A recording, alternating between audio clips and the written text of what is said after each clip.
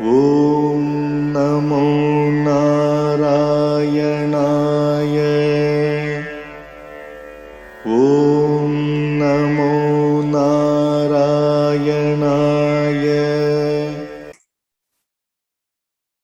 Asmat Gurubhyo Namaha, Asmat Parama Gurubhyo Namaha, Asmat Sarva Gurubhyo Namaha. So we're continuing on with Hari Bhakti Vilasa, chapter 11, and I think we finished up to verse 405. We're talking all about the glories of the holy name of the Lord. So it's like a mahatmyam, or a glorification of the holy name of the Lord, chanting the holy name of the Lord, worshiping with the holy name of the Lord. Let's go straight to the text. So Hari Bhakti Vilasa, 11th Vilas, text 406 and 407. The title of this section is, It Awards the Ultimate Goal of Life. What awards the ultimate goal of life? That is the chanting of the holy name of the Lord, or the use of the holy name of the Lord, the holy name of the Lord itself. So in the beginning of the section in Padma Purana, which deals with the 1,000 names of the Supreme Lord. So actually, there are, we saw before, I think in the last class we were discussing a conversation that came from, we were talking about the name of Rama and the name of Krishna, and how they are equal to thousands of names of Vishnu, or, they're glorified like that. So there are lists of 108 names or 1,008 names of every deity that there is, but the most famous list of 1,000 names is in the Mahabharata, and is spoken by Bhishma to Yudhisthira on his deathbed, and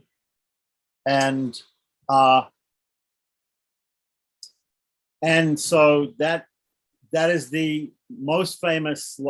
Vishnu Sahasranam is the most famous stotra that is chanted in India by everybody. The second most famous is Lalita Sahasranam, which is for Devi, right?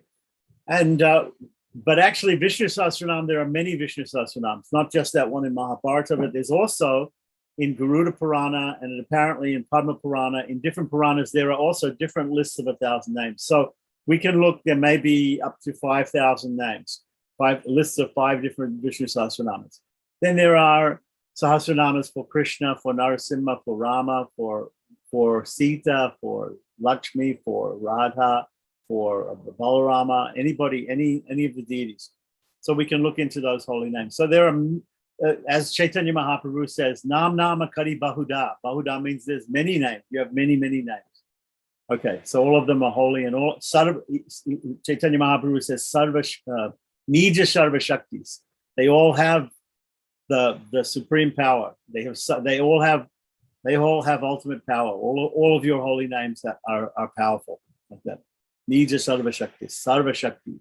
All of them have the Sarva Shakti. So this is in a section about the 1,000 names of the Lord, and so probably it glorifies them there. So it says, those who are always engaged in sense gratification, who have no fixed goal of life, who are always afflict pain on others, and who are devoid of spiritual knowledge and detachment, who do not practice celibacy, and who never follow religious principles. If they joyfully chant the holy name of Lord Vishnu with a little faith, they can attain a destination that is rarely achieved by even the most pious person. So we're talking here about the abode of the Lord, Sri Vaikuntham, or spiritual world. Okay, so I'm getting blinking light here. Okay, so text 408 says the holy name is always the object of worship. So this comes from Vishnu Dharma, or Vishnu Dharmottara Purana, Minor Purana, right? The story of Kshatrabandhu. So, O Lubdaka, there is no consideration of time and place with regards to chanting the holy name of Lord Hari. As such, there is no harm in chanting the holy name of the Lord, even in a contaminated state. So this is also brings us back to remembering the Harirama Mahamantra in the Kalishantaranya Upanishad, where it says that there are no rules and regulations for the chanting. So usually with chanting of mantras, there'll be so many rules and regulations for chanting different mantras. In fact, if the mantra isn't a Vishnu mantra, Hari Bhakti Vilas, if you haven't seen this whole series of lectures on Hari Bhakti Vilas, if you go to Hari Bhakti Vilasa in the first and second chapters, especially the end of the first chapter, you'll see different mantras are described. And some of those mantras, it says the mantras for Vishnu and any form of Vishnu, Narayana, or for Surya. These mantras do not require purification, but some other mantras require purification in terms of, or let's say discrimination in terms of the teacher has to determine whether the student he's going to give that mantra upadesha, that teaching that mantra to, is fit for that mantra, right? The mantra is not fit for everybody. The mantra may be good for one person, may not be good for another person. And so there's a whole section on that. It's called Siddha Sodhana, Siddha Sadhya, Siddha Adi consideration. Okay, but the holy name of Lord Hari or Vishnu or Krishna, that there's no consideration of that. There's no consideration of those rules. So there's no rules and regulations. So even in a contaminated state, one can chant the holy name of the Lord. Of course, if we're not in a contaminated state, if we follow the rules and things like that, that's better. But if in case somehow or other we find that we're in a contaminated state, still we can chant the holy name of the Lord. Whereas other mantras require us to do so many things. For instance, Vedic mantras should be chanted by a person who had Upanayanam, has had mantra Gayatri mantra upadesha. He's been instructed in the Gayatri mantra, and he practices the Gayatri mantra by doing Sandhya Vandanam 3 times a day. And every year he performs the Upakarma Prayaschitta and changes the sacred thread, etc., in a proper way. So these are the minimum qualifications for a person if he wants to study and chant or what to speak of teach Vedic mantras. So Vedic mantras, there are many, many rules and regulations. The holy name of the Lord, however, no rules and regulations. Wonderful. So text 409 in the Skanda Purana, in a section called the Mahatmyam, or the glorification of the month of Vaishak, right? And in the Vishnu Damodara. So this sloka here, this verse here, is actually quoted from 2 different Puranas, from Skanda Purana and Padma Purana, right? And it says, because Lord Hari is all purifying, there are no hard and fast rules for chanting his holy names. It is the duty of everyone to always chant the holy names of the Lord in all conditions of life. Text 410. Again, in the Skanda Purana, it says, chanting the holy names of the Lord does not depend upon one's purity or impurity, nor does it have anything to do with time, place, or circumstances. The holy name is fully independent, and it awards the fulfillment of one's desires. Now we have from the Vaishvanara Samhita. Vaishvanara Samhita, I haven't heard of that, but it may be a Pancharatra Agama. Vaishvanara is usually the name of Agni within the stomach, or the Lord that acts as the fire of digestion. When we eat, of course, when people do proper rituals for Brahmana Bhojana, then they feed the fire of digestion, just like they feed an external fire sacrifice with the appropriate mantras for the 5 life airs: Om Pranaya Swaha, Om Apanaya Swaha, Om Vyanaya Swaha, Om Udanaya Swaha, Om Samanaya Swaha, like that. And this is called Pranagnihotra. So Vaishvanara. Okay, so that's the name of the fire in the belly. And I think in the Bhagavad Gita, Lord Krishna mentions that he is the fire of digestion. Okay, so we can look that up. Simply by chanting the holy name Rama Rama. See, in the bottom here we have again Rama in the last line, Rama Rameti, which means Rama Rama iti, means thus Rama Rama, which we chant Rama Rama. Just like we have Sri Rama Rama Rameti Rame Rame Manorame, which we discussed in the last chanting Rama 3 times. Here it's mentioned twice. Okay, so conditioned souls can be liberated from material entanglement just by chanting Rama Rama. And you notice in North India, it's very common, especially in the Hindi belt or all across North India, people will greet each other, and this is an actual greeting in India. So some people say namaste in Hindi, or in North India they'll say namaste, in South India namaskaram or namaskara. And but in many parts of India, the way to say hello to someone is Ram Ram. Ram Ram, of course, is Rama, Rama in Hindi.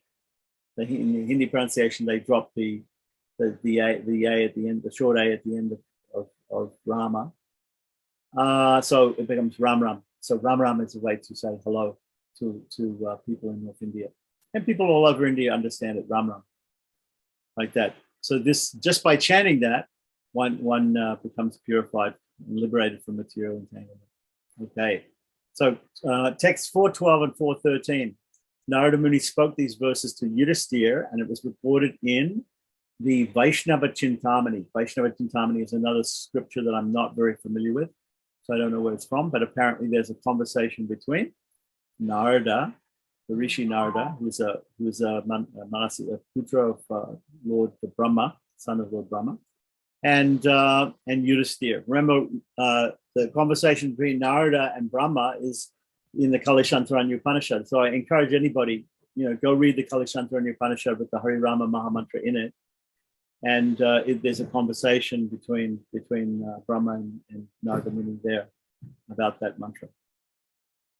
So, O king, there is no doubt that one does not have to follow any particular rule, such as selecting the proper time or place while chanting the holy names of Lord Vishnu. For activities like charity, sacrifice, a holy bath, and chanting mantras, one must follow the prescribed rules and regulations. However, one need not follow any such rules and regulations while chanting the holy name of Lord Vishnu. There you go. So he even mentions that other mantras that do not include names of Lord Vishnu, right, or Krishna, right, they require one to take the holy bath, give charity, perform sacrifice, and chant. And when you're using them for chanting mantras, you have to follow all the prescribed rules and regulations. Text 414. In the second canto, first chapter, verse 11 of the Srimad Bhagavatam, Bhagavad Purana, it said, O king, constant chanting of the holy name of the Lord, following in the footsteps of the great souls, is the doubtless and fearless way of success for all, including those who are free from all material desires, those who are desirous of all material enjoyment, and those who are self-satisfied by dint of transcendental knowledge. This is a very famous verse. Okay, so then text 415, the next section, it awards liberation. Chanting the holy name awards liberation. Mukti pradatvam. Prada means to award or to give. Mukti means liberation. So in the Varaha Purana, it's stated, O Mother Earth, one who constantly chants the holy names of the Lord, such as Narayana, Achyuta, Ananta, and Vasudeva, attains at the very least Sayuja Mukti, or merging into my existence. Okay, so here the translator has translated Sayuja Mukti as merging into the existence. Sayuja Mukti is not always understood to be merging into the existence of the Lord. Normally there's in other Vaishnava sects, like in the Sri Vaishnavas, don't consider Sayuja to be merging into the body of God, or merging into there's different types of liberation. Okay, according to the Srimad Bhagavatam, even there's a sloka that talks about, they all begin with S: Sayuja, Samukya, Samipya, Samukya, Sarshti, Sarupya, right? Like this, they all have different meanings. To be in the same planet, have the same form, to be close to the Lord, like this. Sayuja, in the sense that it's understood by other Vaishnavas, is very close association with the Lord, very close association, intimate service or intimate association with the Lord. That can be, there's another type of liberation, which is called Kaivalya. So you could just, easy way to remember this is all the liberations that are described beginning with an S are actually Vaishnava and personal. The one that begins with a K is not really considered to be like liberation. It's called Kaivalya. Kaivalya is very much like the Buddhist idea of nirvana. Kaivalya is isolation. And nirvana is worse than that. Nirvana is complete extinction of the self, right? Nirvana means extinction. To extinguish the self, to completely be, the soul is completely destroyed. But Kaivalya is simply being alone. It's isolation. The word Kaivalya means isolation. So that is not desired by Vaishnavas who are personalists and want to engage in the true nature of the soul, which is, according to Gaudiya Vaishnavas, Jiva Swarupoy Nitya Krishna Das, the eternal nature of the soul is to be a servant of God. So a servant's got to serve, right? So if the soul is a servant of God, then he has to serve God. Of course, here in this material world, we serve God only indirectly by serving the material nature and by serving things that are given to us, like our senses. But if we want to directly serve God, we go to his place, to the spiritual sky, to the spiritual abode, and then we directly can serve God. So that is also one way of doing that, is sayuja. Kaivalya is where we simply want to enjoy the soul, the bliss of the soul, because the soul is naturally also a little bit blissful, right? Like a spark and a fire, the soul has some attributes of God, but not in huge degree. So if somebody wants to enjoy that, if somebody wants to enjoy the soul, the bliss of the soul, which is called Brahmananda, right, which is considered lesser bliss than attaining the personal service of the Lord, right, then one can be alone and do that. Now, actually, even Kaivalya you're not really absolutely alone, because wherever you are, the Lord is there, because the Lord is omnipresent, right? So omnipotent means that he is all powerful. Omnipresent means that he is everywhere. He pervades everywhere. He pervades the universe from without, and he pervades it from within. So even from within the soul, even from within the atom, within material nature, he is also situated there. So there's no possibility to actually ever be alone. So Kaivalya or isolation really doesn't occur. But if a person wants to ignore the Lord, who is always with him, then it's possible with Kaivalya, with this state of Kaivalya. It's a very interesting state, and there's much more that we can say about it. But here we're studying more about the holy name of the Lord. So the point here is that the holy name of the Lord, right, this point in this sloka, it's saying the holy name of the Lord can give sayuja mukti, right? So this is why I disagree with the translation here, merging into my existence, because naturally people who are reading Hari Bhakti Vilasa, they're Vaishnavas, and the Vaishnavas don't have this desire for merging into the existence of the Lord or merging into the Lord, right? They desire to serve the Lord. And so therefore, this statement by Lord Varaha, right, in the Varaha Purana, I'm assuming it's by Varaha, he's talking to Mother Earth, right, his divine consort in his form as Lord Varaha, right? He's saying the holy name of the Lord, right, can give sayuja. And do we actually have the word sayuja here? I don't see it exactly.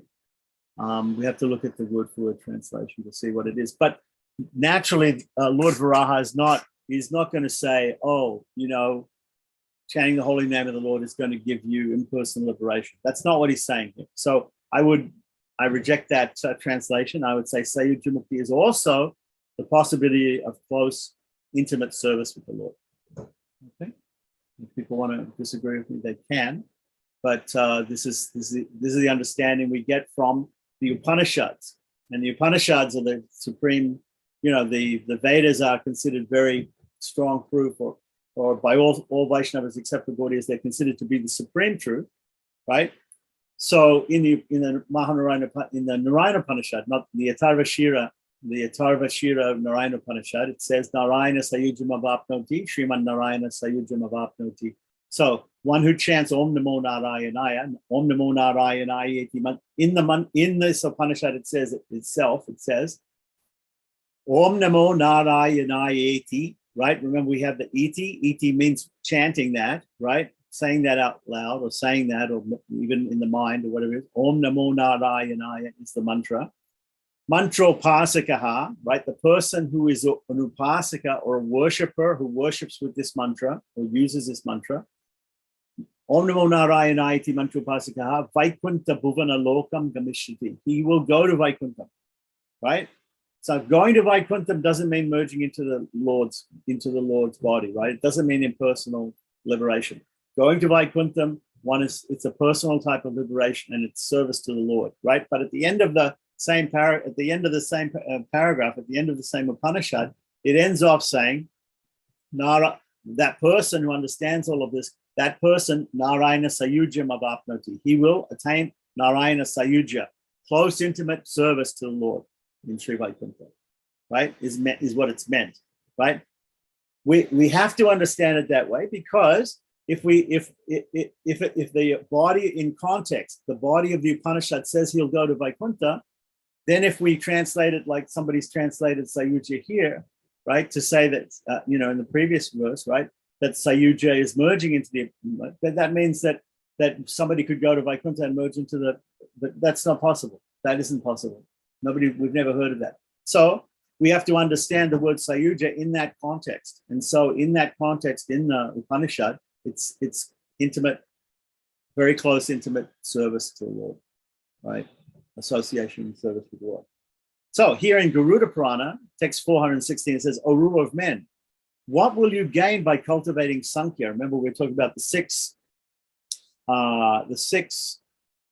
orthodox schools, right, that are called Astika, that follow the Vedas, right, of Indian philosophy. One of them is Sankhya. So there's Yoga, Sankhya, Nyaya, Vaisheshika, Purva, and Uttaramimamsa. Uttaramimamsa can be called also Vedanta, which is what we follow, a type of Vedanta, but we accept parts of the Sankhya philosophy and parts of yoga and parts of these other ones. And the karma Purva Mimamsa is otherwise called Karma Kanda. So you could say Yoga, Sankhya, Nyaya, Vaisheshika, Karma Kanda, and Vedanta. These are the six schools. Okay. So he's saying here, what will you gain if you study Sankhya or if you follow Astanga Yoga? I think we were talking about Astanga Yoga before, the 8. Patanjali has these 8 steps or 8 different parts of yoga, starting with yama, niyama, asana, pranayama, pratyahara, dhyana, dharana, samadhi, etc. like that. So I probably missed a couple out there. If you are actually interested in liberation from material bondage, then just chant the holy name Govinda. Seems like we had a very similar verse just before. Maybe it's been repeated again because it's important in this section also about giving liberation. This section is about attaining liberation.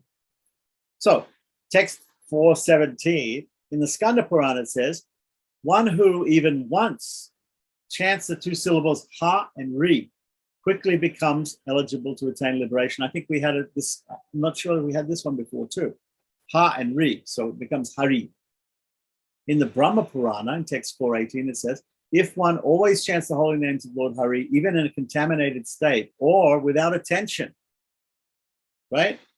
All of his offenses are forgiven so that he achieves liberation from material existence.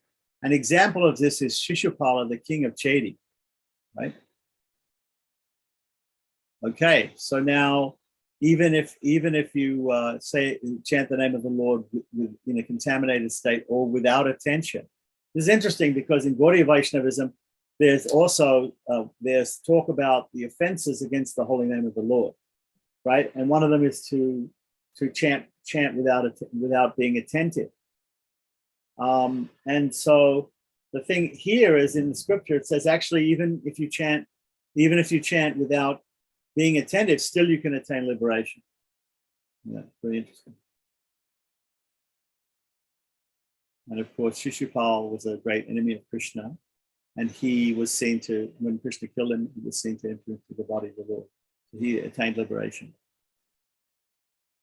So in the Padma Purana, there's a prayer of Devahuti.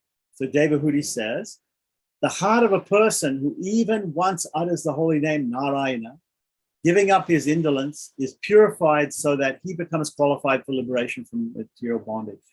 Text 420.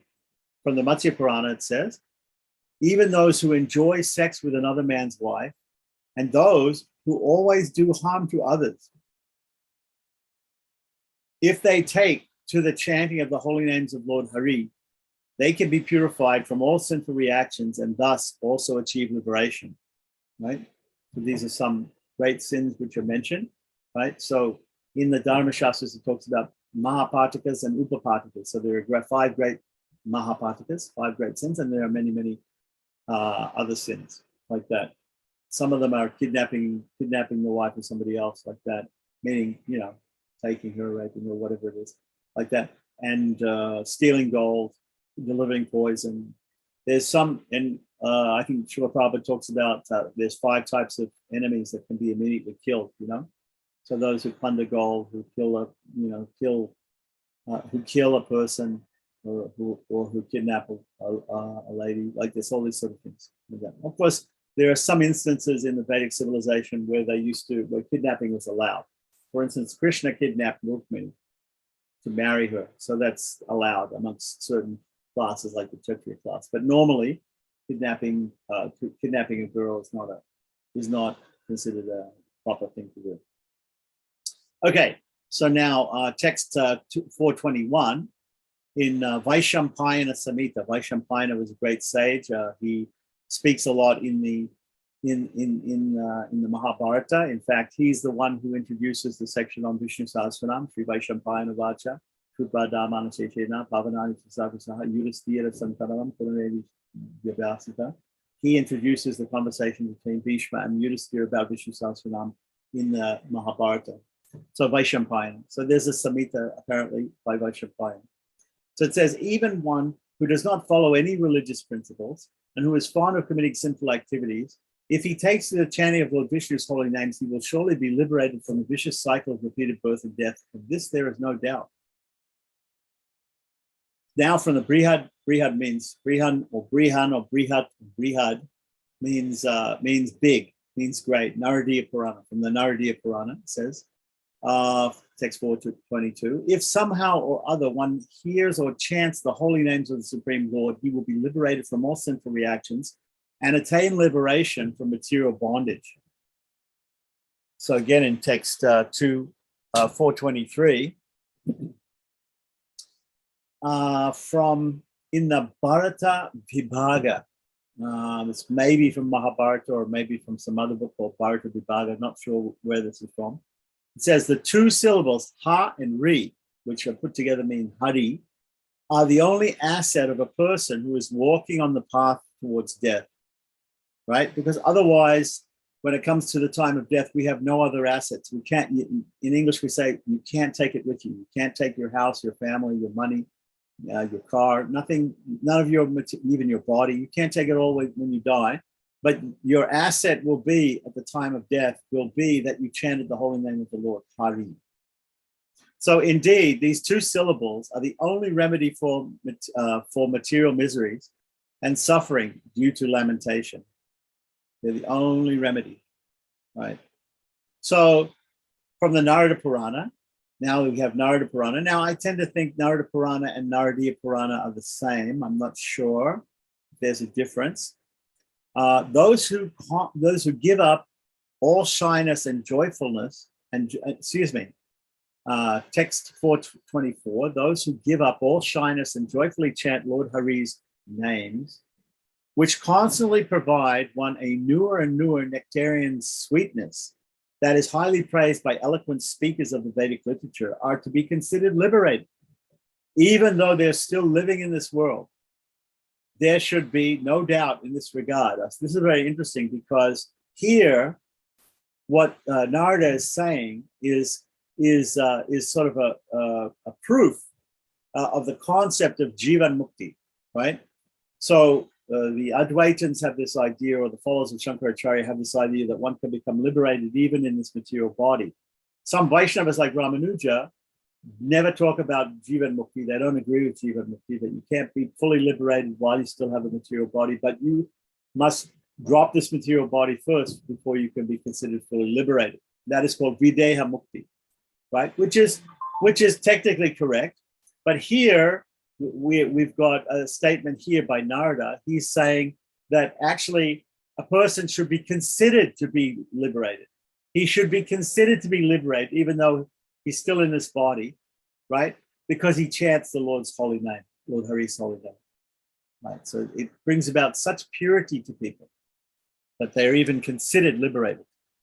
Now, in the first canto, first chapter, verse 14 of Srimad Bhagavatam, it says, living beings who are entangled in the complicated meshes of birth and death in this material world can be freed immediately by even unconsciously chanting the holy name of Krishna, which is feared by fear personified. So somehow or other, unconsciously, if you chanted Krishna, or if you said Rama, unconsciously. You didn't know what you were saying, right? Sometimes we see Sinarama, or some place called something Rama in English, like that. Even if you don't know that Rama is a holy name, if you say the syllables Rama, then it's counted. Okay. In fact, there's an interesting purport where you can read the commentaries. I think commentary of Sanatana Goswami about this. I think it comes from Hari Bhakti Vilasa also, in the Tika, in the commentary Digdarshani Tika by Sanatana Goswami, that there's an understanding that even if the syllables of Hari or Rama or Krishna are separated, even if they are separated by other words or other letters, still they act as the holy name. So that's a very interesting. You can find that in the Antilila of the Chaitanya Charitamrita. Anybody who wants to know the exact quote, I can look it up for you, and you can contact the email attached to this video. Okay, so text 426. This prayer is found in the Srimad Bhagavatam, 3rd canto, 9th chapter, verse 15. Let us offer our respectful obeisances unto that Supreme Personality of Godhead, whose incarnations and activities are chanted by us for glorification, though he can hardly be fully known as he is. So even though we can't know God completely, still we can chant about his incarnations, his different forms, pastimes, and then we can chant his different holy names like this, right? So that's what Krishna also says in the Bhagavad Gita, Jamma Kama Chameda Vyam. If you think of, or if you chant about, or if you speak about my birth and activities, you will attain liberation. Right? So this is good for this section. Now in the 6th canto, right, which was about Ajamil.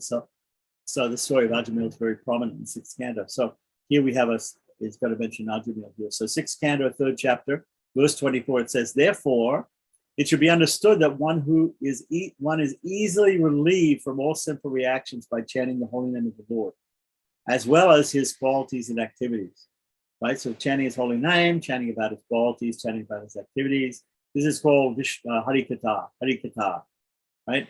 So speaking about the Lord and his pastimes, his activities, his leelas, his plays.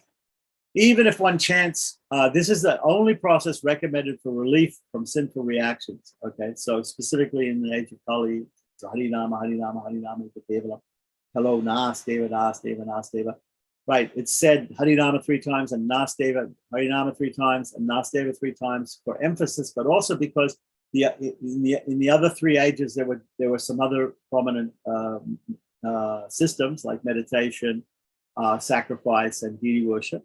And so therefore, these are all mentioned in the scripture. So because the Bhagavatam is talking about the story of Ajamil specifically, it's about it's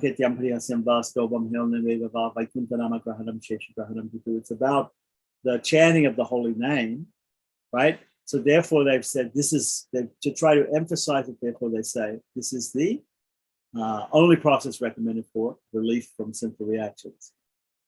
Look, even Ajamil was relieved. So even if one chants the holy name of the Lord with improper pronunciation, that's also mentioned in Chaitanya Charitamrita. If you look at Chaitanya Charitamrita, there's a discussion that some Muslims might say haram, haram, haram. Somebody's stealing. They meant say something else. Haram, haram. Right. Or even if you talk to a Muslim actually in Urdu or Arabic, haram is something. Haram is an offense. So sometimes they say, "Oh, this is haram. This is haram," like that. But haram is actually the holy name of the Lord too. So even if one chants the holy name of the Lord without proper pronunciation, right? Now, whereas we have to have proper pronunciation usually if we chant mantras, or especially if we chant Vedic mantras, there's proper intonation, proper tonal intonation, swaram, and even other classical sense. There's a very famous story about given in Purushasukta Tasya Twastad Vidya Rupameti Tat Purushasya Vishwamajanamagri, that Twasta made a mistake in the intonation in the swaram. Instead of Veda Hametam Purusham Mahantam or Veda Hametam Purusham Mahantam, so he made a mistake in the pitch on one syllable. letter. And it created a completely different effect from the sacrifice that he wanted. That story is also in the Bhagavatam. You can read that. So normally when we're chanting, especially when we're chanting Vedic mantras, but also when we're chanting classical Sanskrit mantras, we should try to have the proper pronunciation. But here it's saying, even with improper pronunciation, right? We always pray at the end, Yadakshara Parabrastam Matrahinam Tuyad Bhavet Tatsamam Shamitam Devam Narayana Namostate Visagavinda Matrani Padapara Akshuranicha Yunani Chatarikani Samashva Purushottama. That all of these mistakes that we've made in pronunciation, please forgive those, O Lord, and make everything perfect. But it's stated here that the chanting of the holy name is so great that even if we make improper pronunciation, it doesn't matter. Right? So that's also brings us up to that statement in the 6th canto also, which is the most famous verse, which I chanted before, Sanketyam Parihasyam Va Stoba. So even while joking around or playing or imperfectly pronounced or singing a song or something like that, one who chants the holy name of the Lord is freed from all sinful reactions. This is the understanding of all great pundits and scholars, right? So here he says, even if one chants the holy name of the Lord with improper pronunciation, he will achieve relief from material bondage if he chants without offenses. Okay, so that's why we say that this sloka, Sanketyam Parihasyam Va, it means chanting without offenses. It's called Namabhas. There's an offensive stage, then there's a clearing stage, and there's a pure stage. So which is called Nama Parad, Nama Bhasha, and Shuddha Nama. Right? Pure name, the clearing stage, Nama Bhash, and the offensive stage, Nama Parad. Even chanting Nama Parad, even saying, oh, those Hare Krishnas, or even at Shishupal, he cursed out Krishna 100 times like that. So even in an inimical way, if we chant the holy name of the Lord, it has a great effect and it will bring about liberation and the destruction of all sins. But here in the story of Ajamil, they're talking about Namabhas, about the clearing stage. Ajamil wasn't offensive when he chanted Narayana, but he was thinking about his son. He wasn't thinking about Lord Narayana. And he was saying the holy name of the Lord. So without any offense, but not completely purely, in the middle. So Ajamil, for example, was extremely simple, but while dying, he merely chanted the holy name. And although calling his son, he achieved complete liberation because he remembered the name of Narayana. It's very important. So now we have text 428. It delivers one to Vaikuntha. So, whether somebody's a Gaudiya Vaishnava and they aspire to attain the world of Goloka Vrindavan with Lord Krishna's pastimes, or whether they're a devotee of Rama or Narayana or some other form of the Lord and they wish to attain service to those forms of the Lord, or whether somebody wants to go to Vaikuntha. Here it's talking about Vaikuntha. Vaikuntha is considered to be Paramapadam, the highest place. Vishnu Yat Paramam Padam is there in the Rig Veda. So we have Vishnu, the Supreme Lord Vishnu is there in Paramapadam. So here it's talking about Vaikuntha. So Sri Vaikuntha, you can substitute also. If you want to substitute in Ramaloka, Saket Loka, or Goloka, or Krishna Loka, whatever you want to substitute there. The idea is the holy name will take you to the Supreme Abode of the Supreme Lord, however you envisage it, right? So now it's saying here, Uktam cha Linge. So in the Linga Purana, Linge means in the Linga Purana, Uktam, it was spoken.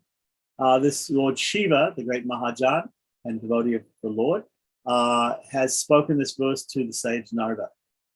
Right? He says, the chanting of Lord Hari's holy names destroys the contamination of Kali, right? Which we know from Kali Shantar and Upanishad, Harirama Mahamantra. Even if chanted with negligence, or while walking, sitting, sleeping, eating, breathing, or speaking, one attains liberation. What then can be said for those who chant the holy names with full devotion? So even without any devotion, even while not following any rules or regulations, or even in a contaminated state, right? Even just being in the age of Kali is a contaminated state, one will attain liberation by chanting the holy names of the Lord.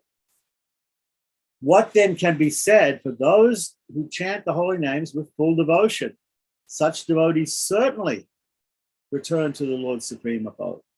So now, text 429, 430, a statement by Lord Brahma in the Narada Purana says, if one chants the holy names of Lord Hari at the time of death, even after he had enjoyed sex with the wife of a dog eater during her menstrual period, that's very graphic, okay, and had eaten rice cooked in wine, and he will be freed from the heavy burden of his sinful reactions that attain the supreme abode of Lord Vishnu. Very good. Text 431 from Brihad Naradiya Purana. Again, King Bali speaks to his guru Shukracharya. And he says, one whose tongue vibrates the two syllables Ha and Ri, Hari, will ascend to the abode of Lord Vishnu and never return to this material world. In the Padma Purana, in text 432, it said, if one simply chants Krishna, Krishna, see here on the second line here, it says Krishna, Krishna eti, kirtayet, right? Sarva papa vishuddhatma. Gachet, he goes, paramam gatim, to the supreme abode, right? It's very, very good verse here. So if one simply chants Krishna, Krishna, in whatever condition of life he may be in, he will be freed from all sinful reactions and achieve life's ultimate goal. Text 433. Narada Muni spoke this verse to King Ambarisha as recorded in the Vaishaka Mahatmya, glorifying the month of Vaishaka, which is a holy month. All the months are holy. So in different ways. In that section of the particular literature, it's stated, simply by uttering the holy name of Lord Keshava, which is supremely pure and which elevates one to his eternal abode, one will accumulate immense piety. Text 434 and 435 from Bharma Vaivarta Purana, it's stated, simply by calling out the name of the prostitute's son, because Ajamil was a devotee, but then he fell down and he married a prostitute. So he had a son with that prostitute. So simply by calling out the name of the prostitute's son, Narayana was his son too, at the time of death, the sinful Ajamil went back to the supreme abode of Lord Hari. When the most sinful Ajamil went to Vaikuntha simply by calling out the name Narayana, not actually referring to the Lord, but to his son, then what can be said of the benefit obtained by chanting the holy name of the Lord with faith and devotion? So much better. So, in the 6th canto, 2nd chapter, verse 49, it's stated here, while suffering at the time of death, Ajamil, notice these are all from the 6th canto of the Bhagavatam, where the Ajamil story is. So while suffering at probably it's a good idea if we go and we read the whole story of Ajamil, then we'll get the full context and understand everything. While suffering at the time of death, Ajamil chanted the holy name of the Lord. Although the chanting was directed towards his son, he nevertheless returned home back to Godhead. Therefore, if one faithfully and inoffensively chants the holy name of the Lord, where is the doubt that he will return back to Godhead? Right?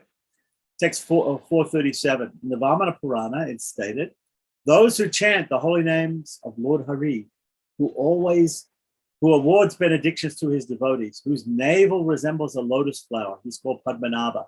He has a nabi, or a navel, which is like a padma, lotus flower, who holds the conch, discus, right, club and lotus, bow and arrows in his hands, and who is just like a bumblebee hovering around the lotus face of Lakshmi, his divine consort, will certainly become residents of Vaikuntha. So very descriptive here about the Lord with Lakshmi. So Lord Sriman Narayana, Lord Vishnu. So text 438 in the Andirasa Purana. I haven't heard of this Andirasa Purana. Andirasa may have another meaning, so I may point to another Purana, or maybe it's a small Purana. To attain freedom from fear of material existence, one should chant the holy name of Lord Vasudeva. This will undoubtedly award one shelter at Lord Vishnu's lotus feet. Text 439. In the Nandi Purana, it says, by congregationally chanting the holy names of the Supreme Lord, even the most sinful people can attain the supreme abode of Lord Vishnu. Text 440.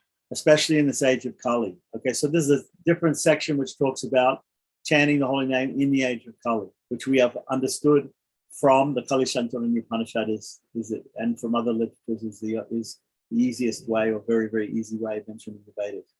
So in the 12th canto, 3rd chapter, verse 51 of Srimad Bhagavatam, it says, it's a very famous verse, my dear king, Kalaya dosha nide rajan. Okay, so my dear king, although Kali Yuga is full of faults, there is still one good quality about this age.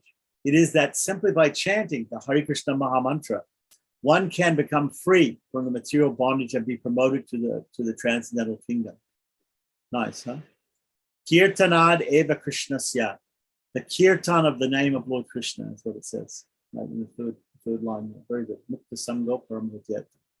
Okay, so Sukadev spoke this verse, the next verse, to King Ambarish in the Garuda Purana. He says, my dear king, if you wish to attain supreme knowledge and thereby attain the supreme abode of the Lord, then chant the holy names of Govinda with love and devotion.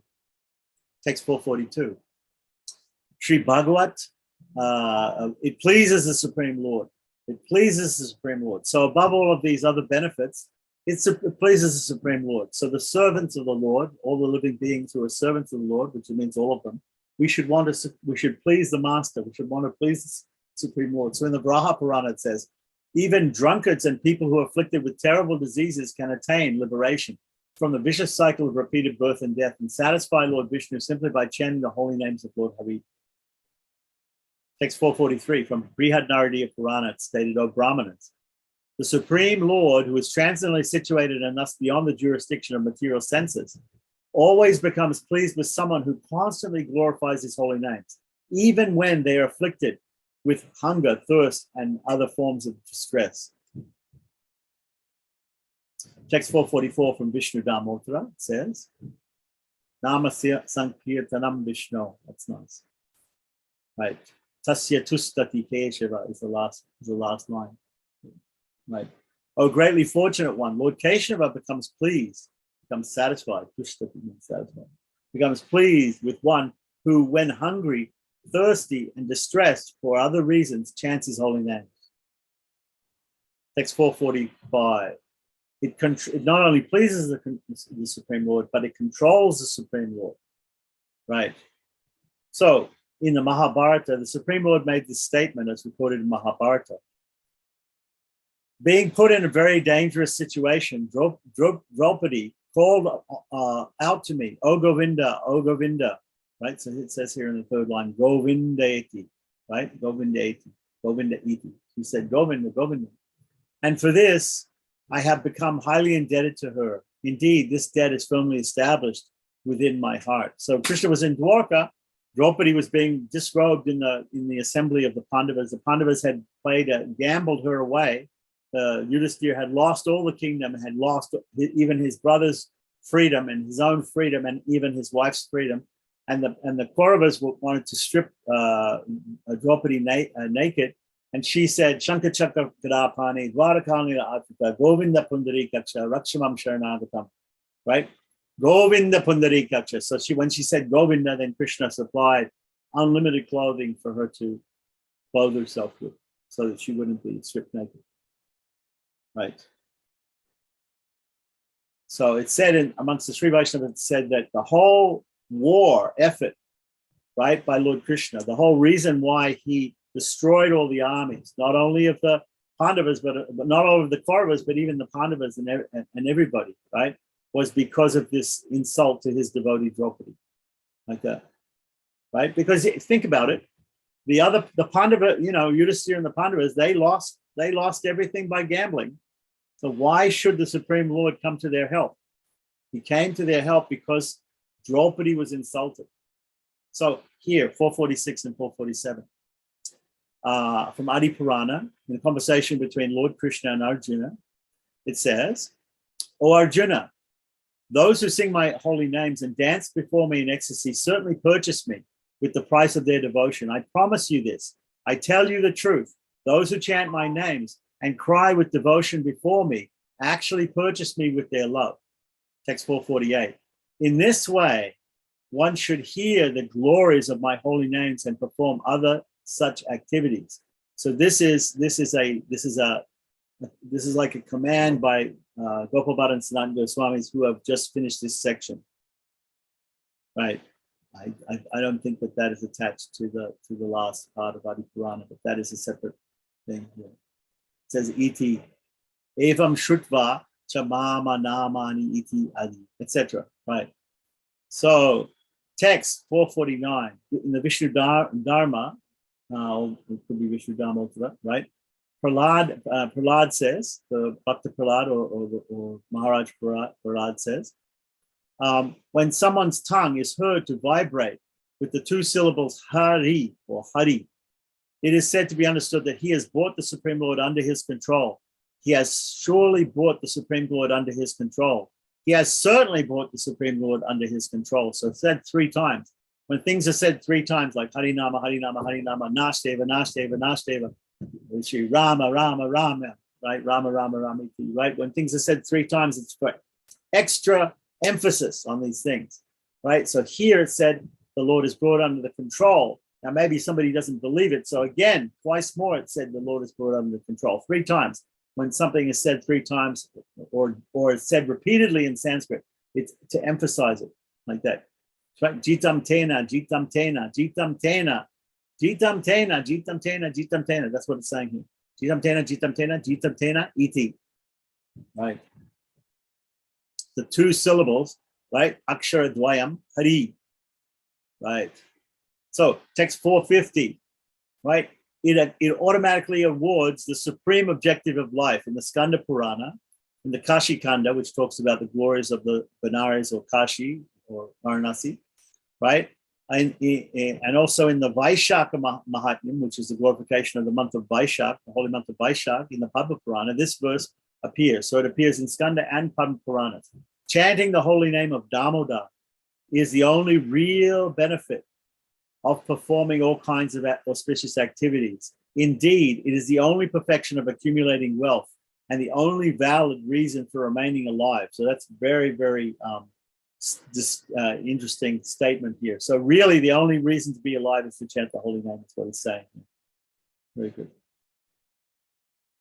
In the Prabhasha Kanda, which talks about Prabhasha Kshetra, which is a holy place, in Gujarat, where the Pandavas, not the Pandavas, the Pandavas and their dynasty was fought to the death, right? So then it says here, Prabhas Kshetra, so it says here, I don't know what Purana it's in like that. It says, "O best of the descendants of Bhrigu, if the holy name of Lord Krishna, which is sweeter than the sweetest, which is more auspicious than the most auspicious, which is the eternal fruit of Vedic tree, which is fully transcendental, is chanted either faithfully or faithlessly, even once without any offense, it will definitely deliver one from material existence." Next, in the Vishnu Rahasya, Rahasya means secret, the secrets about Lord Vishnu or esoteric knowledge about Lord Vishnu, right? It's mentioned. In the Vishnu Rahasya and the Vishnu Dharmottara, it's stated, glorification of Lord Hari is the foremost knowledge, the foremost austerity, and the foremost truth. This is the verdict of all great authorities. Text 453, it's the best amongst all limbs of devotional service. Vaishnava Chintamani, in the conversation, Shiva Uma somebody, Uma means Parvati, the wife of Lord Shiva. In the conversation between Lord Shiva and Parvati or Uma, that's found in Vaishnava Chintamani, that book Vaishnava Chintamani, it's stated, it takes a great deal of endeavor to release oneself from material bondage by constantly remembering Lord Vishnu.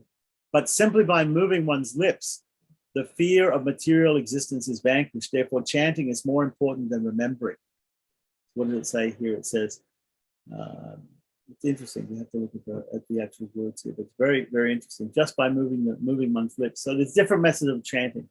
In Hari Bhakti Vilasa, it also talks about mental chanting, mental chanting, or it also talks about manasika chanting, or it talks about vachika chanting, japa, where the lips move, but there's no sound, audible sound comes out, and then chanting out loud, where of course the lips actually move. Okay, so text 454. Elsewhere it's stated, O king, only one who has properly worshipped Lord Vasudeva in hundreds of previous births is able to constantly chant his holy names. Text 455, especially in the age of Kali. in the Vishnu Rahasya again instead, the same benefit that was obtained by performing hundreds of sacrifices in Satyuga, and the same benefit that was received by worshipping the Lord in Dwapara Yuga, deity worship, right? And can be achieved in this age of Kali simply by chanting the holy names of Govinda, text 456. The result one obtains by meditation in Satyuga, by performing sacrifice in Treta Yuga, and by worshipping the Lord of the universe in Dwapara Yuga can be attained simply by chanting the holy names of the Lord in Kali Yuga. Very good from Vishnu Purana. This is a very, very good Pramana, very good thing. We should learn this one, right? But it lists all the different ages and all the different methods of attaining the Lord. Text 457, the result that was achieved by meditation in Satyuga, by sacrifice in Treta Yuga, by temple worship in Dwapara can be attained in this age of Kali simply by Hari Kirtana. Text 458, in the 11th canto, 5th chapter, 32nd verse of the Srimad Bhagavatam, it says, in this age of Kali, those who are endowed with insufficient intelligence will worship the Lord, who is accompanied by his associates by the performance of Sankirtan Yajna. This is very, very famous. Krishnavanam Tusar Krishnam, Sangopangasta Harshadam, Yagyaihi Sankirtana Prayhe, Yajantihi Sumer Saha. Text 459, the Skanda Purana, right, says, in this age of Kali, exalted personalities are always seen chanting the holy names of Lord Krishna. Text 460, Narada makes this statement in the Brihad Naradiya Purana. Harinama, Harinama, Harinama iva kevalam. Harinamiva, Namiva, Namiva, Mama Jivanam. Kalo Nasteva, Nasteva, Nasteva, Gatirani Taha. This is the way they say it in South India. In North India, people, Gaurivakshas may be familiar with the Harinama, Harinama, Harinama iva kevalam. But this one is a little different. But this is the way it's normally chanted in South India. They say Harinamiva, Namiva, Namiva, Mama Jivanam. Again, 3 times for emphasis. Right? Kalo Nasteva, Nasteva, Nasteva, Akatiranyataha. In this age of Kali, the holy name of Lord Hari, the holy name of Hari, the holy name of Lord Hari is my life and soul. Apart from the chanting of the holy name of the Lord, there is no alternative, there is no alternative, there is no alternative. And elsewhere it is said, text 461, even Ananta with his 1,000 mouths and 4-headed Brahma are unable to fully describe the benefit of one that one obtains by chanting even once Lord Hari's transcendental name. Om Namo Narayanaaya